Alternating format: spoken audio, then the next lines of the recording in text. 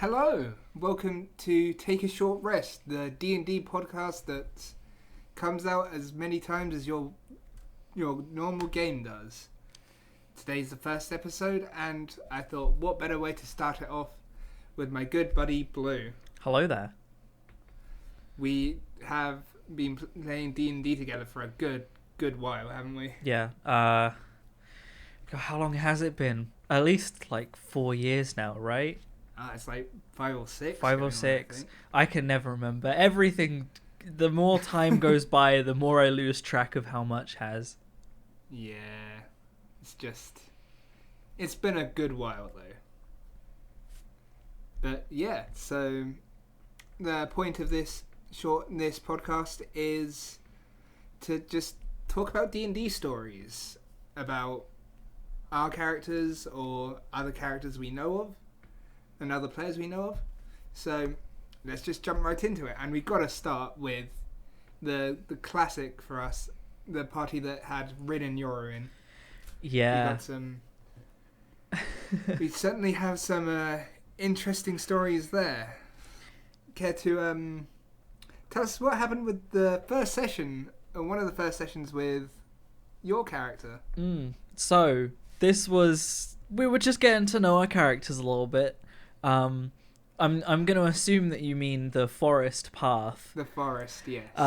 So I was playing a tiefling ranger.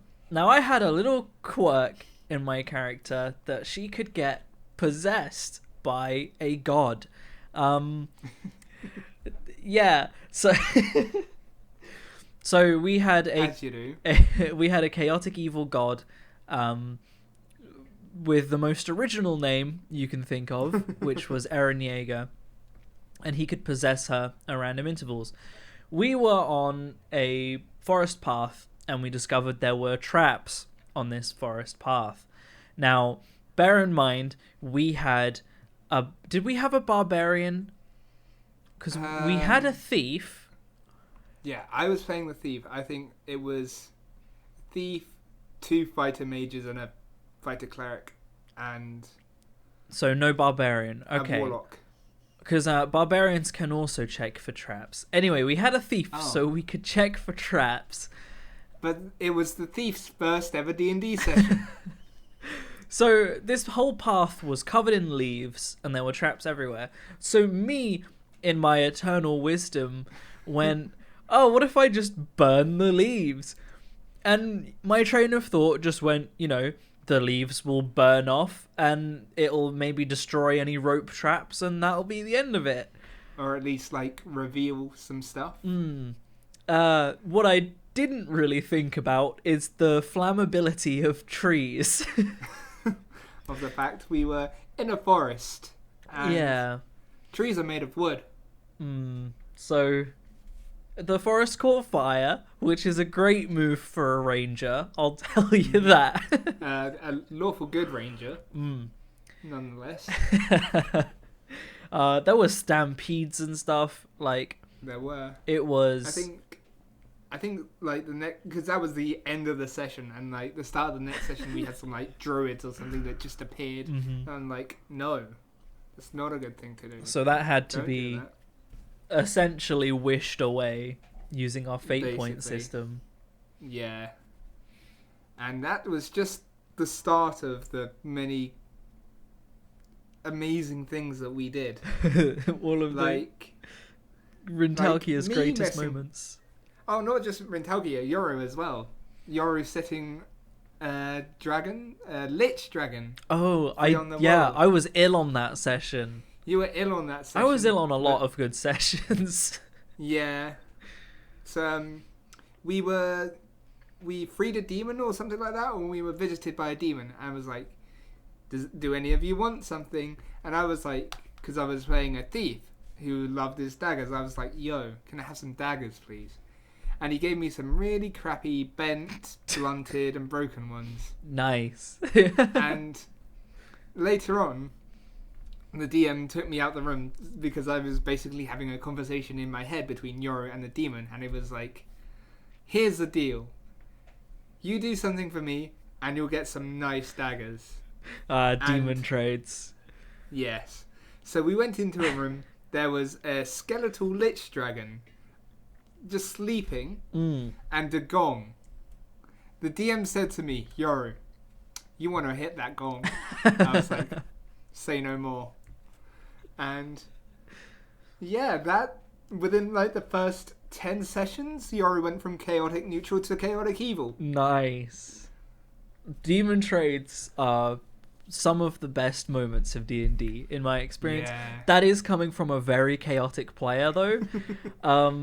I have made many a demon trade in my time.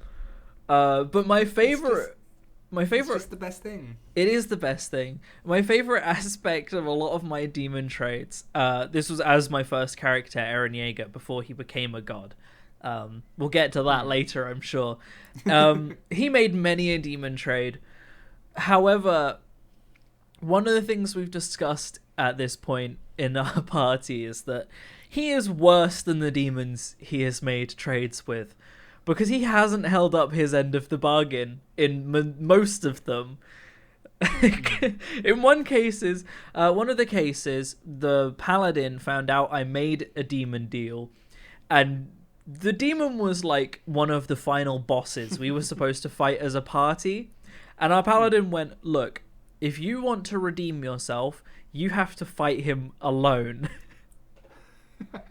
So, you know, by the end of it, I came out alive, not through lack of luck and abilities. I had to use a fate point for starters. Sorry, my mustache keeps going in my mouth today. Ooh, same. So we had this guy basically had mirror image as like a natural ability. So his whole thing was you couldn't tell which one was the real him, and they would just spin around you. And this was supposed to be a party fight, so we were supposed to just take out all of the mirror images until we got to him. I was on my own, so I couldn't. So I had to use a fate point that I could have true sight, I think was what I asked for. I could have also asked that I could always hit my target until the end of the fight. So I didn't get it permanently, but until the end of the fight. Yeah. And I still almost died halfway through the fight. It was real close. Now, luckily, we had this bone shield ability where you get surrounded by this cage of bones that spins so fast, not even magic can get through it. Like magic missiles would smash against the bones. So halfway through the fight, I'm like, well, I guess I'm just going to set up in this. I think it lasts half an hour. And I had a ring of regen. So I just sat there and was like, sup, how you doing? Got all my health back. Then closed it and went back to the fight. Which was the only way I managed to win. I respect it. It's a strategy. It certainly is. Definitely something. It was basically the Qui-Gon Jinn sitting down and meditating while the shield deactivates with Darth Maul. You know the scene? Yeah. It was basically that. We just sat down and watched each other until I healed. Like, So yeah, I killed the demon that I made a deal with and got to keep the reward, which was a hellhound. Nice. I mean, what happened with the skeletal lich dragon that I set free, I think also became a boss, but then became like an ally, because it became, I think, oh no, the storm was a different person. I think we killed the dragon at the end. Just killed the lich. We killed the lich dragon, and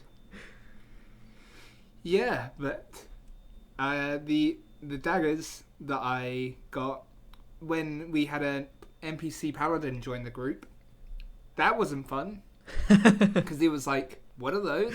Those aren't good. Paladins I was like, ruin and fun. I'm just sitting here with my daggers that pulse demonic energy, basically, after using an ability that I'd only just got from it, which is basically, I shoot an array of daggers out, like, in a fan around me. I was like, yo, this is cool. I got caught doing it, and was like, he destroyed my daggers there and then. Just like, well. And then I got some real nice ones. What about that time that you found a medallion and I was playing a lawful good ranger and I caught you? Oh, yeah. That was the second session, I believe. Mm. I was like, yo, I'm a thief. Let me do thief stuff. I went digging through rubble because it was like a destroyed town, I believe. Mm-hmm. Something like that. And I found a shiny medallion or something that I tried to pocket. Someone playing a lawful good character spotted me. Yep. And was like, hey, Yoris found this item. Did anyone lose it? I was like, I stood you up in front of the entire village, the remnants of the village, and was like, so he's found this medallion. Please step forward who this belongs to. And it belonged to like a young girl. And I was like, Yeah.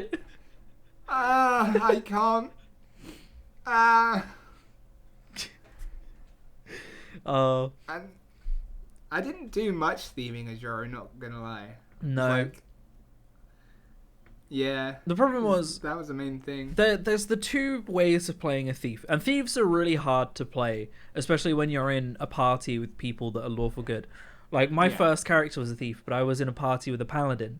So the way I got around it was I would just wander off on my own. And I got myself in many a predicament from doing this. However, I did get to steal lots of items and not tell anybody about them. Thing is, I did kind of wander off on my own. Or so I thought. Yeah, I was like, I don't trust this. Oh, do you remember also in the first session, the reveal that was us two revealing Our what races. our characters were? Yeah. Yeah. So, I was playing a drow, so a dark elf, and you were playing a tiefling, right? Yeah. And we were in a first edition world where neither really exist. Yeah. So you were like, okay guys, I'm gonna reveal this to you, and you like took down your hood and that, and I think it was Declan's character rolled like a super bad reaction to it. And he was the warlock as well. He was just like, demon! Just goes straight into attacking me. And then I was like, as you've done it, I may as well. Took down my head, pulled down my mask. There I was with dark blue skin. I was like, and Masum's character, the cleric, demon! So we just had a fight break out. Yeah, instantly went to attack me. Yeah, that was interesting.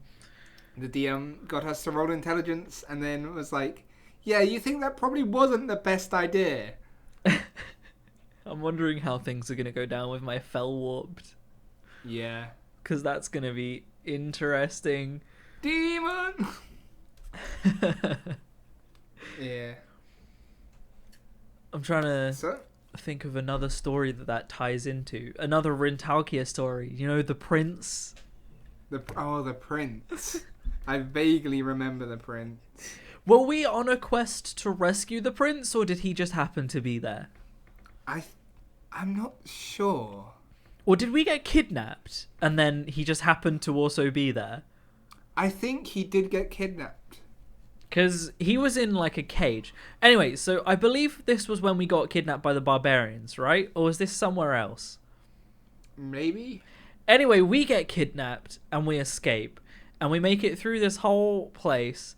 And at the end, we find this guy in a cage. And I don't think we knew who he was, but he definitely told I remember us. This. Yeah, this was like...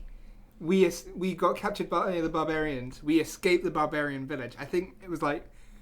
one of Tom's characters distracted them or something like that. Oh, yeah, by yelling naked babies and running off. That was it? Oh, my God. But we find this guy in a cage, and he tells us he's a prince. He's like, oh, I'm the missing prince. And we're like, he's the missing prince. Wow, we found him. This is amazing. And then we notice there happens to be a desk or like a table with a bunch of buttons. Yeah. And I can't remember who started pressing buttons. Did Declan press one at first? Or there were a lot of dodgy looking buttons anyway. There were. So what better time for me to be possessed And I think my eyes glaze over. I get possessed. I walk over to this table and I just start pressing all of the buttons. And the prince just gets just beep, bop, evaporated. I think he got like burnt and like sprayed with acid and then like dropped into a pit or something. Everything that you could think of happening to someone in a evil lair happened.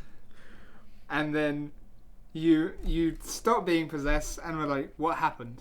Mm-hmm. And nobody believed me that I was possessed. Yeah, we were like, and for ages it was like, you killed the prince, and you were like, it wasn't me. Everyone started calling me the prince killer, and I was like, yes. I have not killed a prince. This was not my doing. But later on, we encounter a woman. Was she an elf, I think? And the party just casually drops the fact that I murdered a prince to this woman. And she's like, oh, really? And then leaves. And then the next town we go to, oh, that's the party that murdered the prince. Oh, those are the prince killers. Our hero points, which is another like little mechanic that we use to measure like fame and infamy and that kind of thing. They dropped. And mine was already low because I was a tiefling.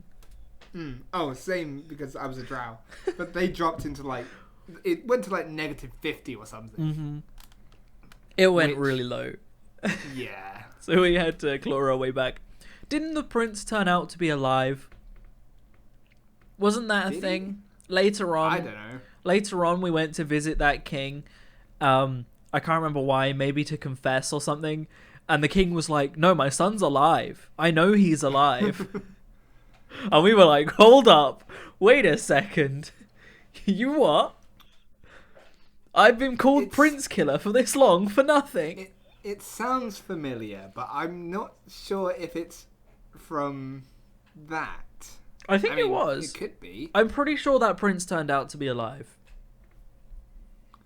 When we saw him get brutally murdered. Yeah, I'm pretty sure it did. He got like teleported away or something. And we thought that he had been like eviscerated into nothing, but it turned out he was just gone. Yeah. I think that's what happened. It's been a long time and we didn't take notes. I took notes every now and then. Nothing of like great importance. I'm terrible for taking notes. I was the map drawer in the first ever session we played, where I played Eren Yeager. I had the responsibility of drawing out the maps as we went. My maps, their scale was horrible. Literally got to a point where someone else had to take over. I remember being a map drawer for some of it as well, for some of R1 as well. It's really difficult, and I think it would have been easier if we had a scale, but the problem was we didn't use a grid or anything, so we had to just sort of wing it. It would have been much easier if we had like squares to scale, but I guess in real life you don't. It's like when drawing maps of like dungeons and stuff as you're going through them, I guess you can't really tell a scale. Yeah, although I guess the difference being you do have a relative scale to match everything up against, which is your size versus the size of the room you're in, whereas when it's on a whiteboard and it's just being drawn out, that isn't really a consistent factor. Yeah. But you know, I didn't have to do it anymore, so... I did it for, like, an early dungeon, and then I did it for one of our dungeons that came up later on. And because the first dungeon I did it for, I had it, like... I messed it up completely. The second dungeon I did it for, like, I almost got it, like, spot on, and I was really happy with myself. I vaguely remember it was almost like a square shape with different rooms and kind of thing. It was the one, I'm not sure if you remember it, but it had a room in there that healed us, but it drained our money as it was healing us. I don't remember that. Yeah, it was late on. It was it was it was before we became demigods. Right. But yeah, and that one I did pretty well on. Yeah. Yeah, map drawing maps is hard. It's yeah. I still have a map drawn that I'm really proud of that I haven't been able to use yet, and that's from the sci-fi session I DM. I put so much work into this map. Oh boy, the sci-fi session. You got any? I mean, you definitely have a few stories from that.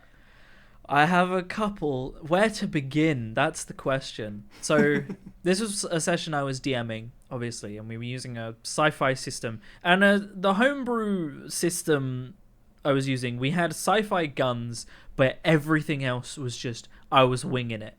Sci-fi items, how armor worked, I was just winging it all. I mean, wasn't it just... It was basically D&D, but you put sci-fi stuff into it. Yeah, pretty much. It was just D&D. I had a homebrew guns system, and I was just winging what kind of money we used and how vehicles worked and like that kind of thing. And we had a few sci-fi classes we were using. I made a subclass that I was really happy with.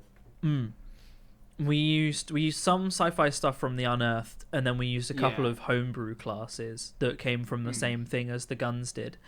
But anyway, the main premise was essentially Dishonored. It was the main characters, although you hadn't been introduced at this point. It was just Steven and Declan at that point, I believe. Yeah, they were members of the Royal Guard, and the Queen had been assassinated, and they were blamed for the assassination. And they get imprisoned. And the first episode was a prison break. And that was actually a really good session. That was so fun. Them stealthing through this prison. They didn't have any weapons, so they had to really choose their fights. They had to try and take out guards by surprise. That was really interesting to play because they had limitations. I love limitations. This is something I've talked about before. I really hate overpowered abilities that don't have drawbacks. And some people don't agree with this. I know Steven does and doesn't. I like the kind of thing like Deku from My Hero Academia, you know? Yeah. He can punch someone incredibly hard. However, he'll probably break his arm. That is a drawback he has to use because he has to choose when to do that. He has to choose when he's going to break his arm. I like that kind of thing. If I'm going to use fire, maybe there's only a certain amount I can use before I start to get blowback, before my arm starts to burn or something. I love concepts like that. So when they have no weapons and they have to escape from a prison, they were thinking really smart. It was really cool. And then they escape and they get picked up by a rebellion who is fighting against this new order who has taken over since the Queen was assassinated. When I said it was Dishonored, it wasn't loosely inspired by Dishonored. It was, hey, do you want to play Dishonored but sci-fi? Do you want to play Cyberpunk Dishonored? That was basically the premise. Later on, the rebellion base gets attacked and set on fire, and they get attacked by a Hellbrute from Warhammer. I just stuck a Hellbrute from Warhammer in there. And that was... I don't think I was there for that one. That was trashing everything up. And then the main characters decided, you know what? If the rebellion can't defend themselves, we're not safe here. We're not sticking around, and left. And then they were like, hey, let's infiltrate the evil people. Let's infiltrate this gang. And basically just signed up for the gang. Were you there at that point? I don't think I was. So, the story of doing so was they kidnapped a gang member, and they kidnapped two gang members, actually, and they torture one of them to get information out of him. Now, being the kind and graceful DM I wasn't about to just let them say, we torture him. So I made them roleplay torturing this guy. So, they were... they were breaking fingers, ripping off fingernails. At one point, Steven drinks a potion that gave him strength. I think it was a potion of stone giant strength or something. And he just starts taking teeth out of this guy's mouth. And gore warning, I described what it felt like to him. Because I was like, so you feel this tooth start to bend. You start to feel the tendons and veins in this tooth snap as that tooth comes away. I was making them all cringe. It was brilliant. I mean, yeah, it's making me cringe a bit right now. Yeah, it was. I mean, it was pretty fun watching their reactions. But they were torturing a guy, so if you can't take that, you know. And then it got to a point where, so they had two guys kidnapped. They tortured this guy till he passed out, and they had his mate was tied up and had to watch the entire thing unfold. And they release him. They go, you know what? We've got everything we needed to know. You can go. So they release this guy. And as he's running away, they shoot him in the back. These guys were meant to be like chaotic good. I was like, if this happens again, I'm not sure I can justify your alignments, guys. Yeah, it's a good thing I didn't have my paladin there. Yeah, but they took her phone number off of one of the guys they tortured, and it was to one of the gang, like one of the higher ups in the gang. So they call him up, and they basically ask to join the gang. They say that the guys they just murdered gave them the phone number and were like, "Hey, we want to join." So they end up joining this gang.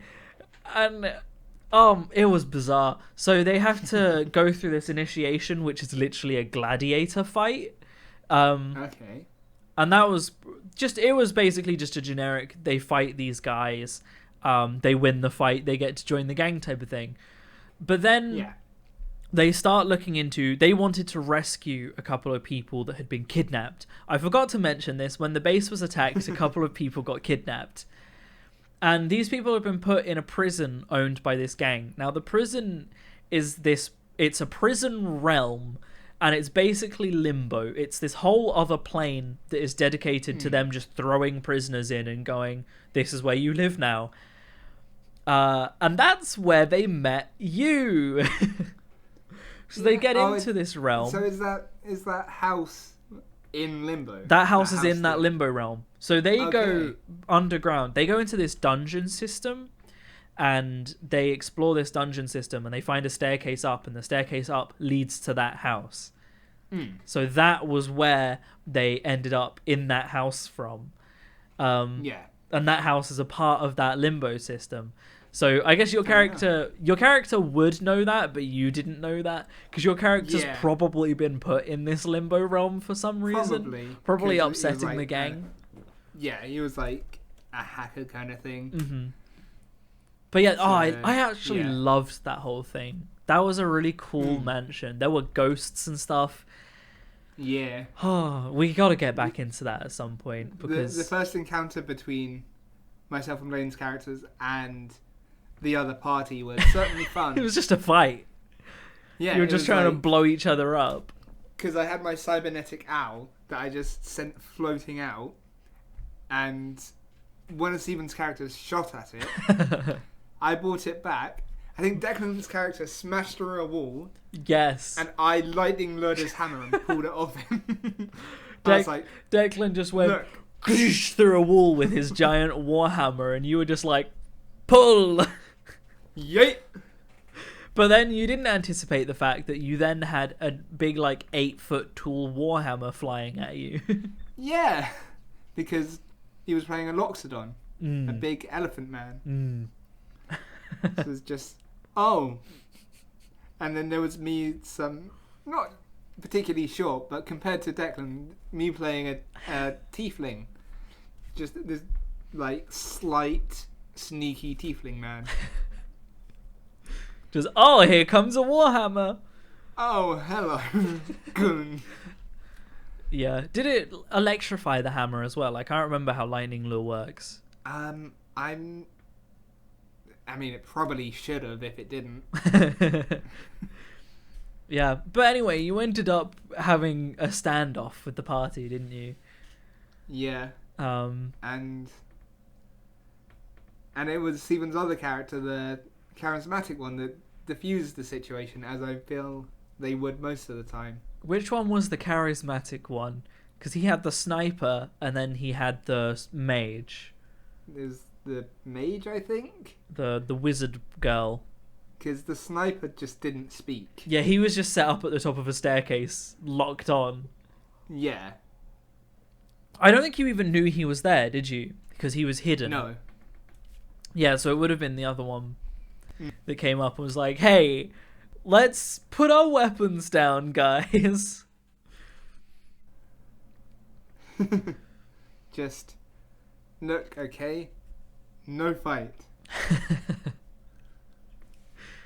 Yeah, we gotta get back into that, because it wasn't long after that we left off the session, and it's been like a year now.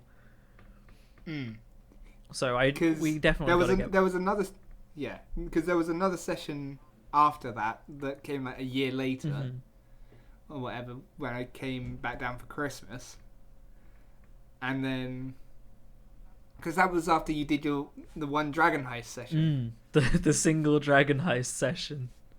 I really like the character I made for that as well, because I put a lot of detail into her. Oh, the problem is I'm okay at DMing stuff that I've written, but I am really bad at DMing pre-written modules.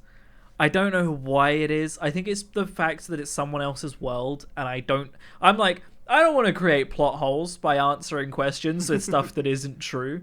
Like, so I don't know how to DM pre-made modules. Whereas with my own world, I can go, oh, well, this is a thing, and then it just is a thing from that moment onwards. You see, the thing you have to keep in mind is, don't worry about any of that.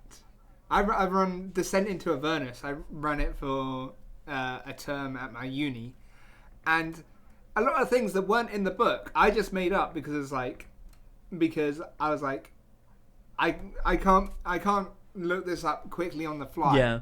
Because it would take too long. So I was just like, sure, there's a shop in El Troel in Avernus, and you can just rob it if you want. It's owned by basically Danny DeVito.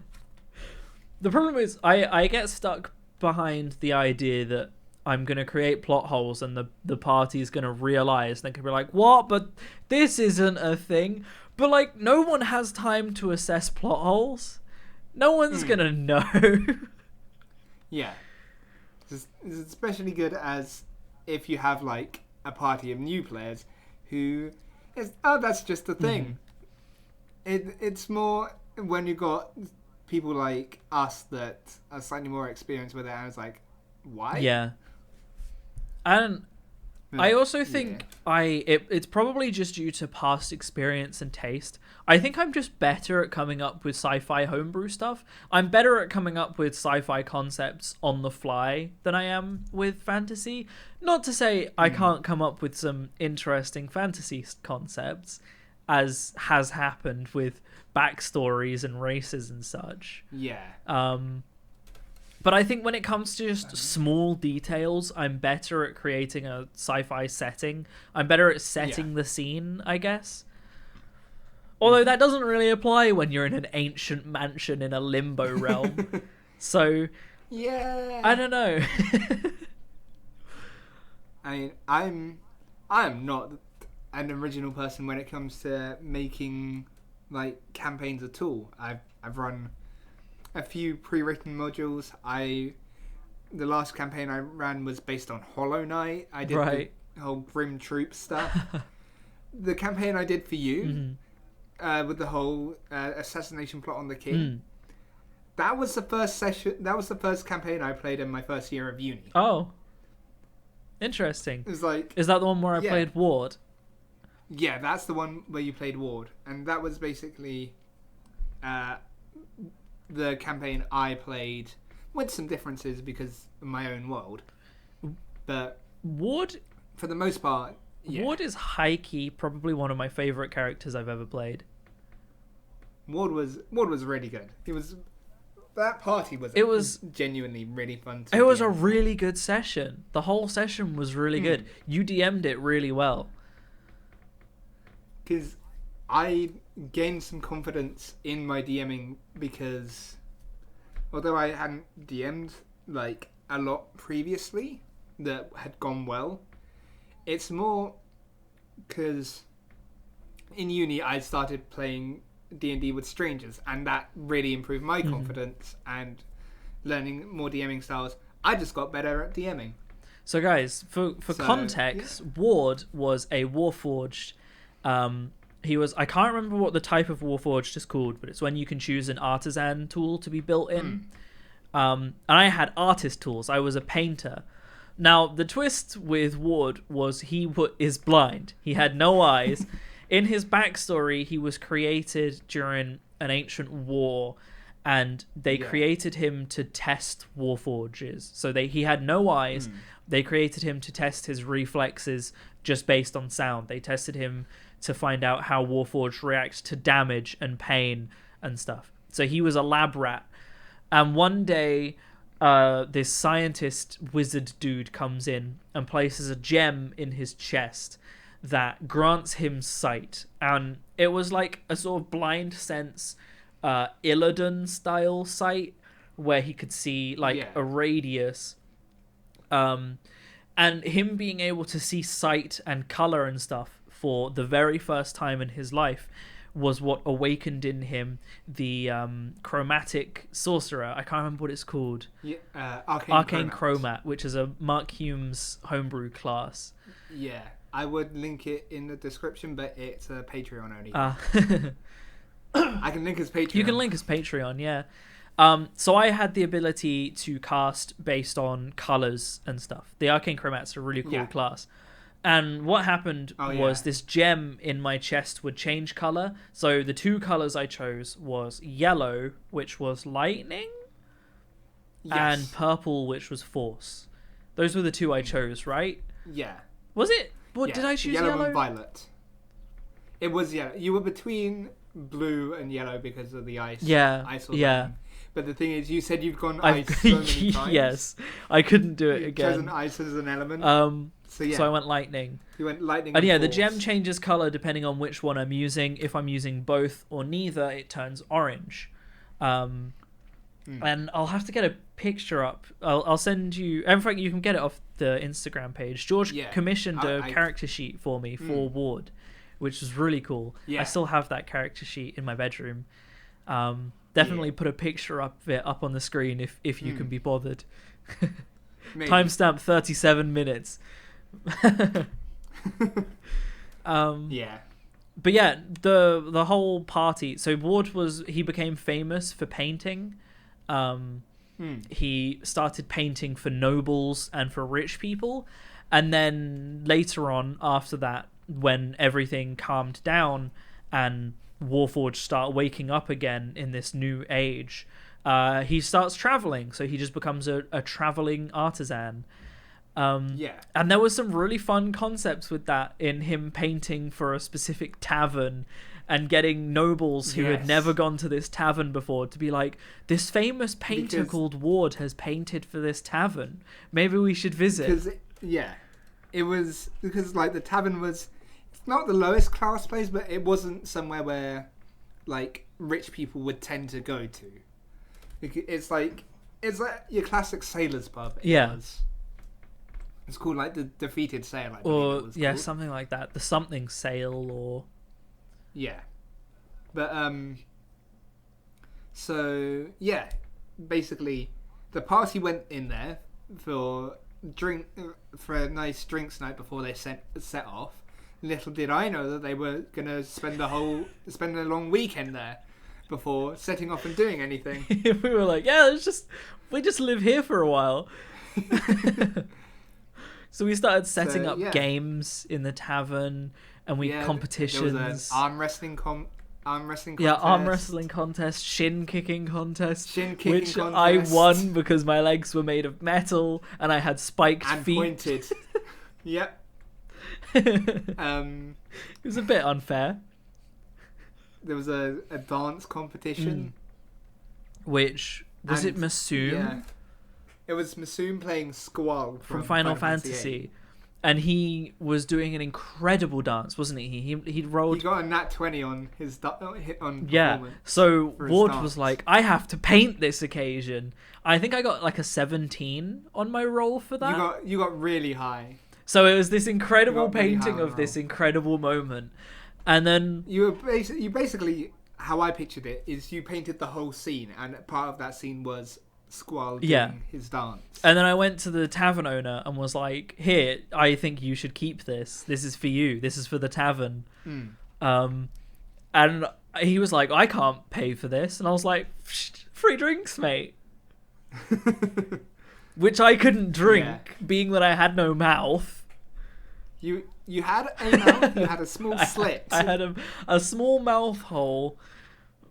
There was what I'm trying to think of something to compare it to. Literally nothing. It was just a very small slot. It's like a letterbox on a door, basically. Yeah, but smaller. It's smaller. But smaller in comparison to my head. Yeah. I had no eyes. I was literally, my face was this blank face with a mouth slit. It's like a blank, like bronze or coppery face plate with a slit, and the fact that you had no eyes bore many a joke about. Memory is stored in the eyes, as we learned in Yes. this session. That is very much the case. I couldn't remember people's names because I had no eyes. Yeah. It's like, I don't. I would remember it, but I don't have any eyes. And then I got minor illusion, and I started Zero from Borderlands style emoting on my face, like a cross between Zero from Borderlands and Wrench from Watch Dogs. Yeah. Man, that was such a cool thing. And you also got basically an extension to your body in the form of my favourite magic item. So, as part of the actual main story for this campaign, the players went off to this like abandoned island kind of thing, because that's where there was a cult meeting there, and this cult was planning to assassinate the king. They went through it. The monk did battle with basically everyone in there, because I wasn't really sure at the time how fighting in corridors worked. So it was just the monk at the front killing everything. Yeah. Then that opened out into this room, and in the room there was a metal barrel that, I'll be honest, everyone failed the intelligence check for, but I was like, you know what, I love this item so much. It was like, you find a little latch on it. It opens up into this barrel with like crab legs and pincers. The apparatus of Koalish, my favourite magic item. I was like, this is mine. I adopt this. Yeah. Is this my cousin? Am I related to this in some way? And you just sat in it the whole time. Like from there on, I was just in it. All the way until when we got on a boat and we discovered it could float, so we just tied it to the back of the boat. And yeah, the boat got attacked. You were just sitting in the barrel, dragging behind it. You'd summon like spiritual weapon or something, so and it was just hitting things while you were just back there like, I'm out of danger. I was just sat there like, is that a dragon? Well, spiritual weapon, off you go. What did I get the spiritual weapon to look like? I do not remember. Was it the Buster Sword? Was it? I was going to say it might have been the Buster Sword, because Squall, although it's from Final Fantasy VIII, it's still Final Fantasy. Yeah, it might have been the Buster Sword, or just a giant sword. I don't remember. I think I was showing off in front of Squall.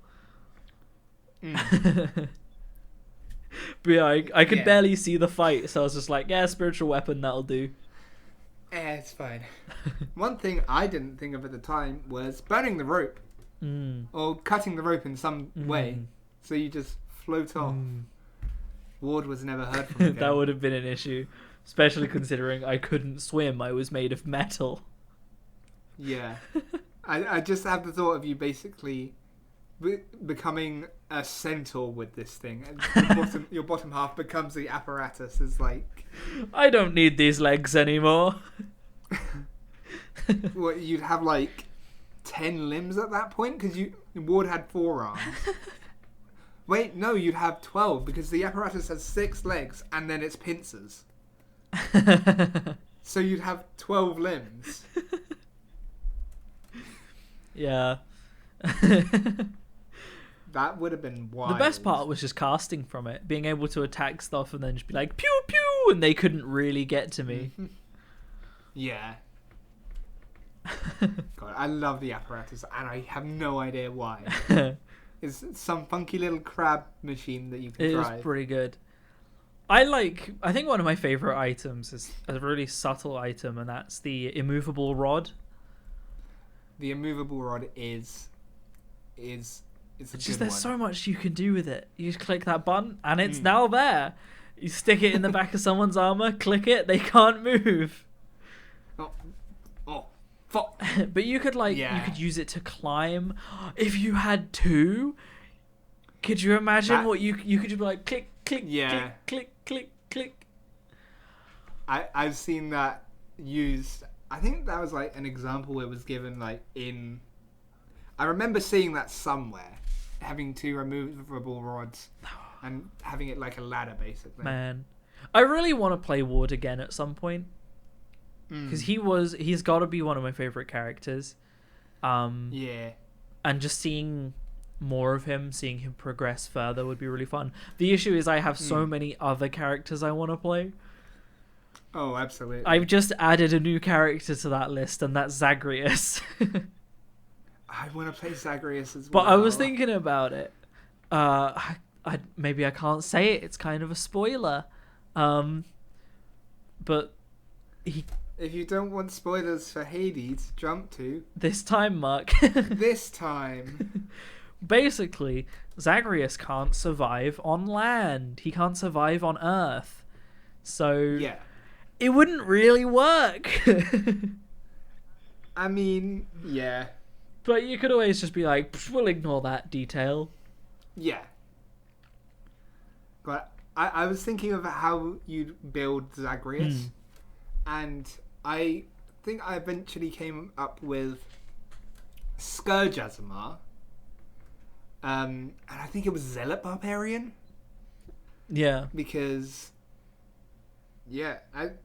obviously he doesn't wear armor. He's in loose robes because ancient Greek. Because he's a demigod. He can use a lot of weapons. But he's not even demigod. Wait, is he a demigod? I think in actual Greek mythology, he is a god. Is he? I didn't know Zagreus even existed in actual Greek mythology. Yeah, he is the god of blood and life. Because I would assume he's a demigod, because isn't Persephone a human?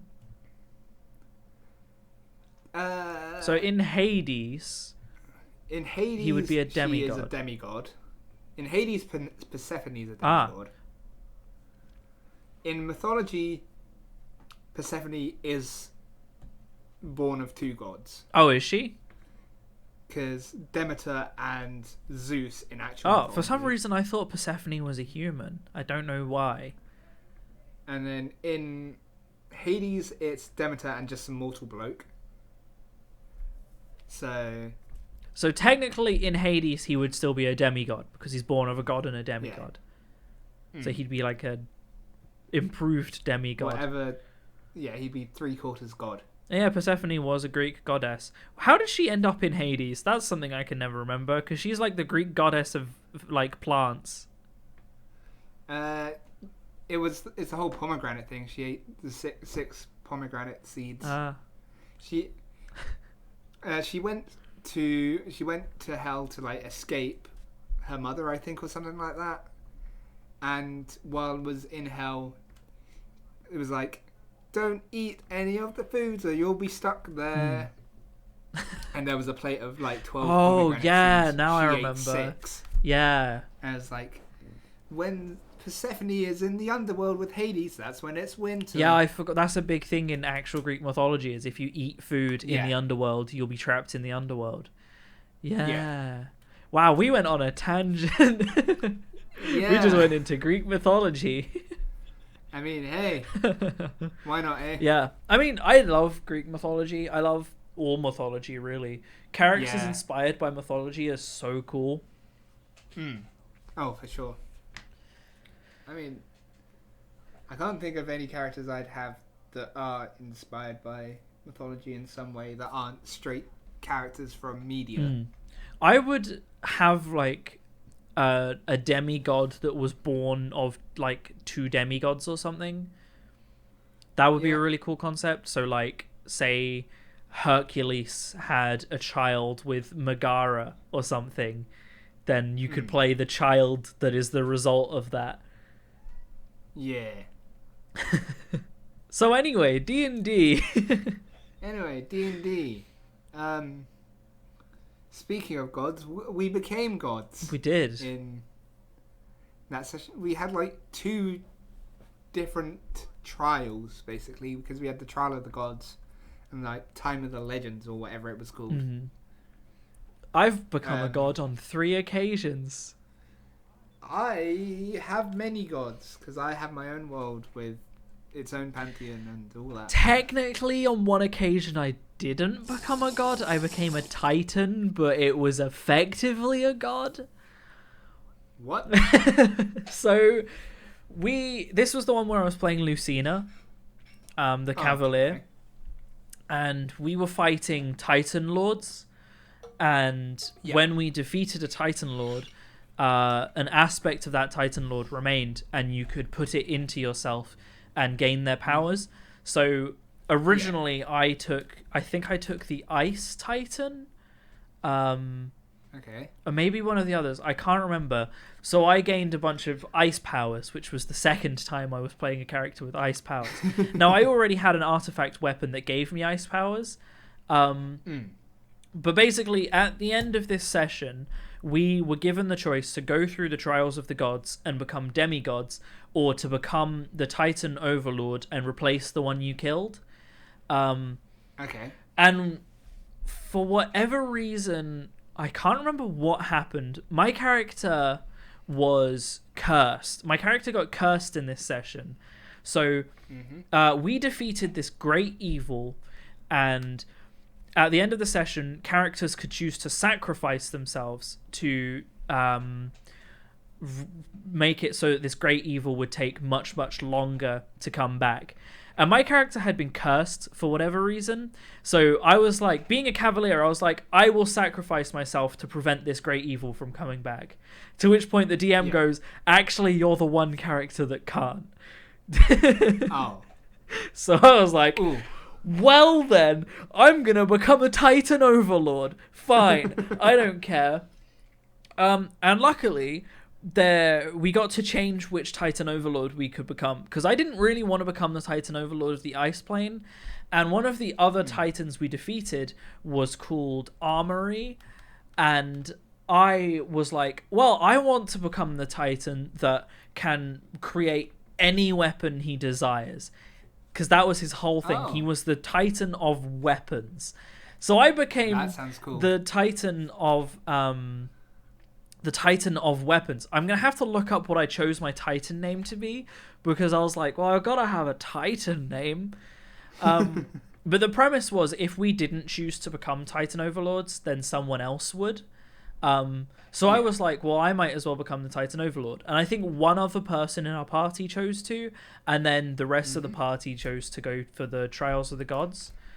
Where is my Lucina? Oh, what did I choose to become called? It's going to be written in a book in my other room. It's going to annoy me. It was something to do with, like, artillery, or, like, something along those words. But yeah, I basically became a Titan in that. So I didn't technically become a god. However, I did get my own plane of existence, because I got to take over Armory's plane. So I was pretty much a god. It's effectively a god. So that was cool. Gods and Titans, they're interchangeable in some things. In Greek mythology, the Titans are the parents of the gods. Yeah. In one of the High Rollers things. Titans and gods are pretty interchangeable names. Yeah. So yeah. And then obviously Eren Yeager became a god and became the god of the next plane that we played in. So the session that Lucina played in was how Eren Yeager became god. And then Yoru and Rintalkia got to go through the trials of the gods. Although I think we only became lesser gods, right? Yeah, because we didn't have our own world. Yeah. And I don't think Steven wanted to create another world. Yeah. But they're still immortal, so can't complain. Yeah. You're in before Yoru is actually like the Lord of the Gods of my world. No. No. That's a whole different pantheon and whole different thing that totally isn't ripped off, totally isn't inspired, by the current High Rollers world. We still need to create a series, like a DM session that we record or live stream. I think that would be really fun. Yeah. I feel like we'd have less distractions because we'd be more likely to knuckle down and play because we wouldn't want to do other stuff on a live stream. Yeah. So we've definitely got to do that. I'd like to try that. I don't know who would DM, if you would DM, or if I would DM, or if we'd get someone else to DM. Who knows? But yeah, that's definitely something we gotta try at some point. And I gotta bring my Fell Warped into it, because I want people to recognize my Fell Warped. Hey, if we do it in my world, Fell Warped are in my world. Exactly. So if I DM, then yeah. So, I guess before we end, I'll do a quick rundown of what the Fell Warped are. And then we can end. So, the Fell Warped, right, are this race of humans that were stranded in the Shadowfell generations ago, but somehow learnt to survive in the Shadowfell. Generations spent in the Fell has slowly warped their beings, warped their minds, warped everything about them. Due to an incredible lack of light in the Shadowfell, their eyes are no longer really useful. So they learn to see based on sound. They have sort of echolocation, if you will, although for the sake of balancing, it's essentially the same cone of vision as a human's eyes. However, the main difference is they can still see in magical or non-magical darkness. The downfall to that is if someone uses magical silence, then they are completely blind. They can only eat meat, and they can only eat fresh meat that is less than a day old. And if they eat human meat, then they get a couple of extra bonuses for a little while, but will become addicted to human meat because nom humans. Too good. It's Moorish. Yeah, it is. It's very Moorish. They essentially became vampires mixed with ghouls in that regards, in that they are predators that are adept at hunting specifically humans. They get the vampire style, they can charm humans, and humans are sort of infatuated by this scary beauty that is these pale tieflings, essentially. But only humans are affected by this charm. No other race is affected. Every other race, in fact, would be immediately untrusting of these weird, pale vampire tiefling things that are strolling around. They are completely white. They are colorless. They can't even see color, so they don't need it. They only wear clothes that are black and white. They have either black, white, or grey hair. They have horns similar to tieflings that are discolored, like that kind of thing. Because they can't see, tattoos are completely useless to them, so instead they mark themselves with brandings or scars. I realized there are people, there are like tribes and stuff in real life that do that. That's quite a common thing in Africa. In Uganda and other African tribes, they will mark themselves with scars. So I didn't even think about the fact that that already exists, but that's something the Fellwarps do. And also piercings.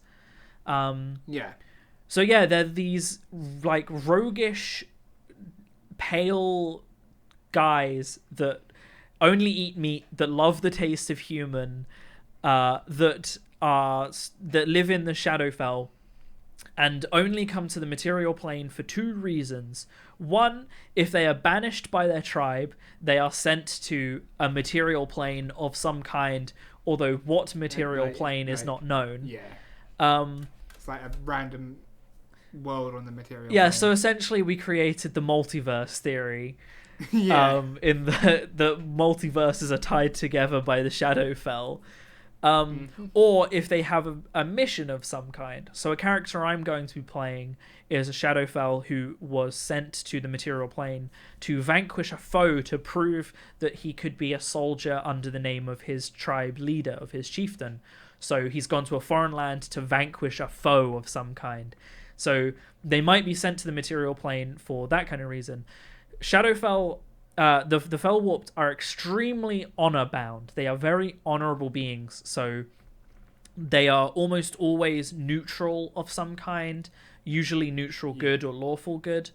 And if you find one on a material plane, maybe not though, because more than likely they've been banished, so they're going to be chaotic of some kind. Because I had a Fellwarped NPC in my Grim Troop campaign. Is a helper NPC, is like the leader of like a village guard. And yeah, because the party had one human in, and one of the other members, before I decided to put the Fellwarped in, he was like, "Yo, can I have this background?" And it was essentially a planewalker. Oh, my planeswalker. I was like, "Oh yeah, I'll put this in." None of the characters would ever have seen anything like this. And then when I introduced it, I was like, "Wait, Feather, the planeswalker, how much time would you have spent in the Shadowfell?" Yeah, that's pretty funny. And yeah, most of the party were immediately distrusting of him. Apart from the human, that was like, "You're strangely drawn to Captain Yusuke because samurai weeb." Yeah, Hello. but yeah, they're a really good race to mess with people, especially humans. Yeah. And I love that about them. And the whole background I wrote into them, I thought was really, really good. I'm really happy with like how I wrote this race. I feel like there are no abilities they get without drawbacks. Like there is nothing about them that is broken, like you see some custom races and some custom classes tend to be. So I'm really happy with how it turned out. Which is why I want to play it. I do want to play it in a 5th edition because I feel like the 5th edition one is written slightly better. Yeah. I mean, 5th edition rules are generally easier to comprehend and make stuff. Definitely. So yeah, it'll be a really interesting thing to play. And yeah, the whole concept of them, you're never going to know whether they were banished or whether they were sent there for a reason. Because someone that's banished isn't going to confess to that. So it's a gamble.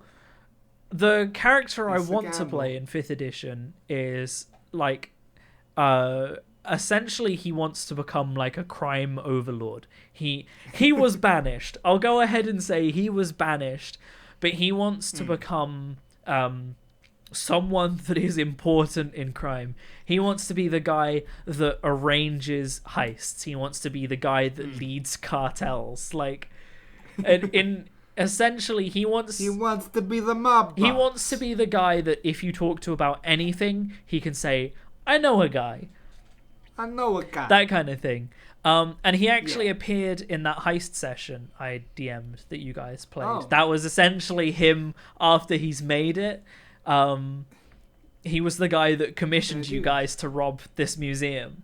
So I basically want to play him as a character starting off. I think that would be really fun. We're now Fox and I can't remember the other twos. I don't remember but they're now in his contacts. Yeah. Basically now. I think Thief because Steven's character was thief backwards or something. Yeah, like that. I think so.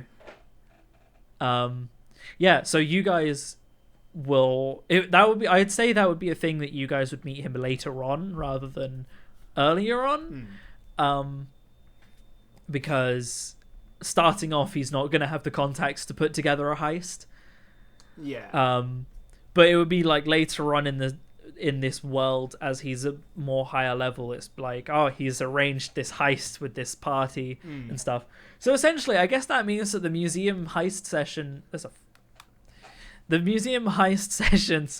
is set on your world canonically, if that's the way it goes. Because if he is going to be a player in a session you DM, I mean, we'll see. So yeah. I hadn't thought of that. So anyway, that's probably a good time to wrap up. I don't know if you've got anything else you want to talk about.